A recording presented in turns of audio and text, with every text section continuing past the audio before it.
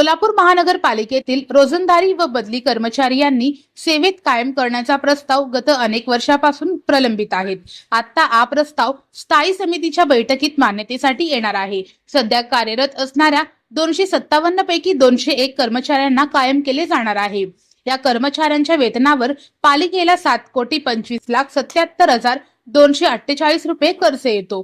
कायम करण्याच्या निर्णयानंतर वेतन खर्चात वाढ होईल। स्थायी समितीच्या मंजुरीनंतर ऑगस्ट मध्ये सर्वसाधारण सभेची मान्यता घेऊन हा प्रस्ताव राज्य शासनाकडे पाठविला जाईल। याबाबत पालिकेने 1995 मध्ये उच्च न्यायालयात प्रतिज्ञापत्र सादर केले होते।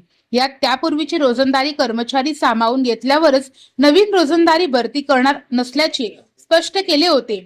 त्यानंतर विविध विभागात सक्षम मान्यतेविना कर्मचाऱ्यांना घेण्यात आले। पालिकेने 257 सेवकांची यादी केली होती। यामध्ये मयत, सेवानिवृत्त, दीर्घकाळ, गैरहजर व न्यायालयीन आदेशाप्रमाणे कायम कर्मचारी वगळून सध्या 201 कर्मचारी सेवेत आहेत।